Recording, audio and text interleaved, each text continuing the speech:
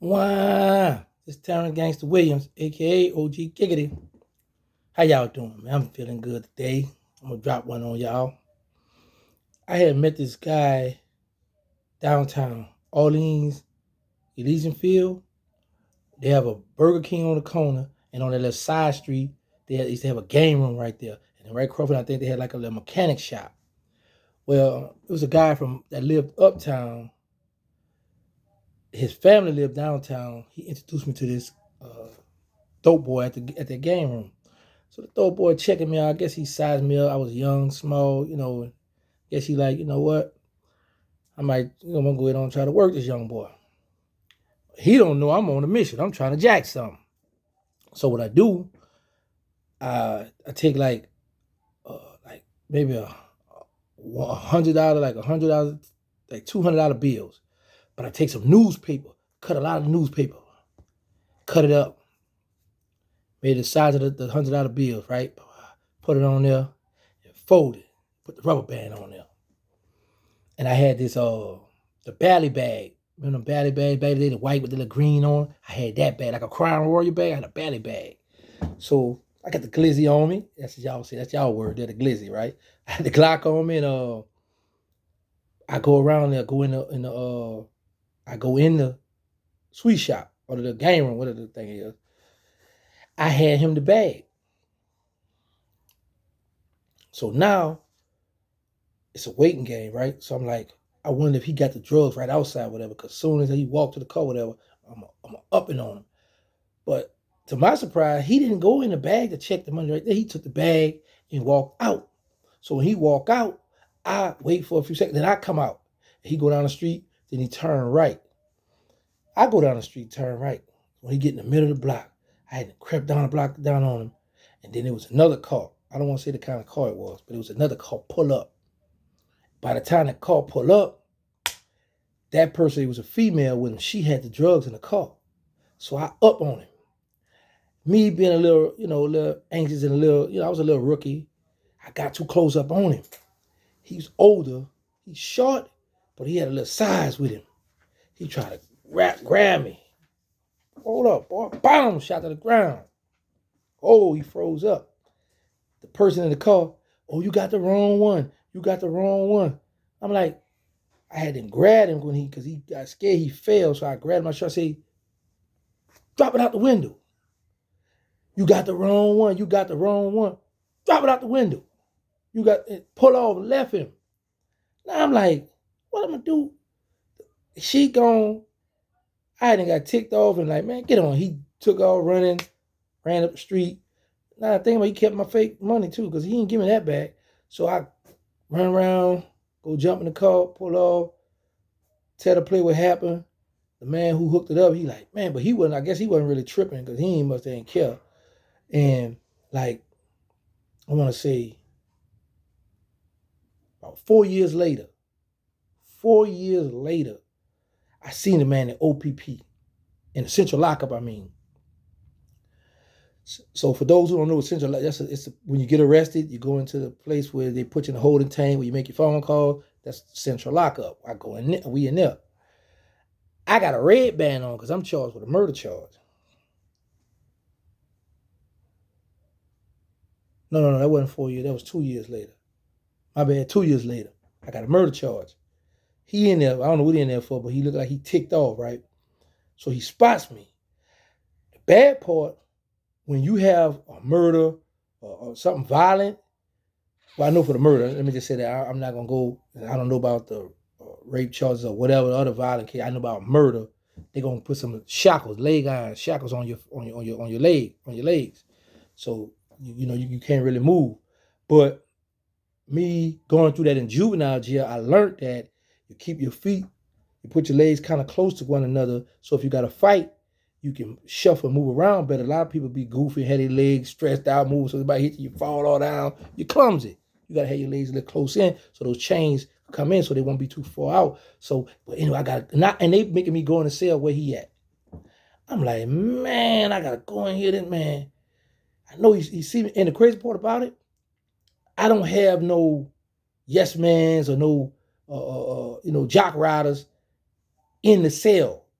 Because usually when you go to jail, people be on you, man, what's up, da, da, da, and now they going to hold you down. I don't have that right now. I got to go in this cell, though. Put my game face on. Let's go. Let's go in here. Let's go in here, little gangster.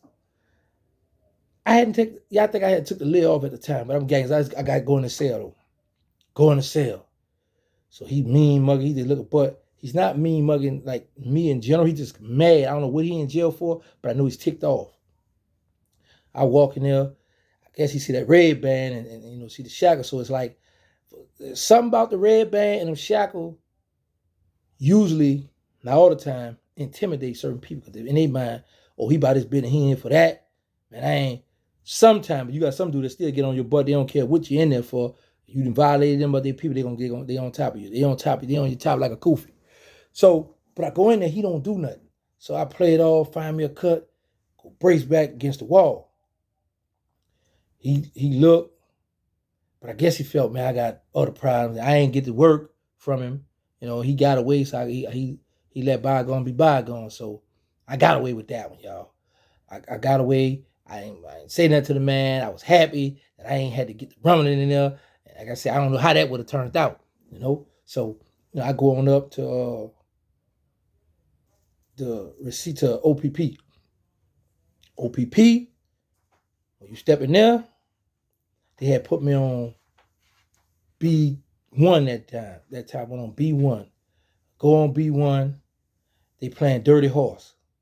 Dirty Horse is a game, it's like one man spade, but the horse run. If you get all the horse on the first hand, everybody else got to drink water or push or whatever y'all playing for.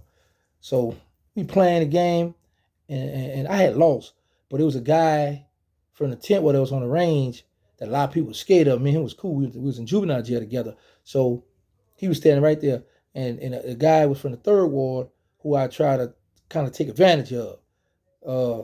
He was like, man, you lost, man, I ain't losing nothing, man, I ain't trying to hear that. I said, what's up, what you want to do? So we get ready to fight. Man, the man did some raw, threw his hands some kind of way and threw a roundhouse, caught me in the eye, and I just saw the stars. I just stood there for a while. But he didn't charge me or nothing, right? So I'm just looking. I'm like, man, we get a little rumble. Wasn't really major. They racked the doors back. So the dude out the tent wall, he ticked off about this. So when they racked the doors back, the dude leave out and go to his cell. Through the tent wall, going there, beating him so bad. I'm to my head on the ground, beating him, on the floor, busting him up, blood. Man, come on, get off. He's like, Mo, get off me. He pushed me off. He mad. He's just that mad. He was whooping him because he ain't like the fight I had with the guy. So he went on and dusted him off. So go back in the day room. I felt bad because I was like, I started it. I was down bad. I was wrong. But that's how I go in jail. One thing we did back then, right or wrong, I'm going to ride with my partner. Now, when we go to the hole, I'm going to let you know you was wrong. But at the moment, I'm rocking with you, I'm going with you, head first. But OPP, for those who know about OPP, I'm talking about the OPP from back in the day all the way to like 90, I'm going to stop at 94. That's the last time I went back there. So anybody who's in OPP from whenever OPP started all the way up to 94, because I can't speak on 95, 96. Yeah, but 95, 96, they still had all the hitters back there, but I'm going to stop at 94. They know it was rough and rugged back there. It was going down. It was going down. In OPP, Orleans Parish Prison, it was going down. They had a thing called a body shop. The body shop was the deputies. When you get into a fight, you do something out the way, the deputy going to call you to the office, and they was breaking your jaw, blacking your eye, whooping you with billy club. They would ask people who was the OPP back in the day about the body shop. I think they had a lawsuit pending on them. That's how dirty they was doing people that was, the inmates back there. It was cutthroat, it was low down, it was dirty, and people was getting checked off a tier. You had B1, B2, B3, I think B4. Then you had across from it, you had A1, A2, A3, A4. Then you had the D side. The D side, that's where they had the medical ward and all that. And then you had the C side. C side on D and C, if you want, because I was C1. C1 was the whole C2, C3. You could look out in the parking lot. So the girls would come out there and bust it over and do what they do. And on the D side, because they both set. So yeah, for those who been there, they know what I'm talking about. But y'all know the motto: say no to drugs, let's stop the violence, put these guns down, and let's help this average youth. I got the nonprofit, they need us. If you want to help out, we got the Instagram, they need us, Third Ward on Instagram. We got the Cash App on there. If you donate anything count. We appreciate the donation. We trying to help these people that's in need. Thank y'all for all the support. Thank y'all for the love y'all be giving me. It's all good, baby. Wah!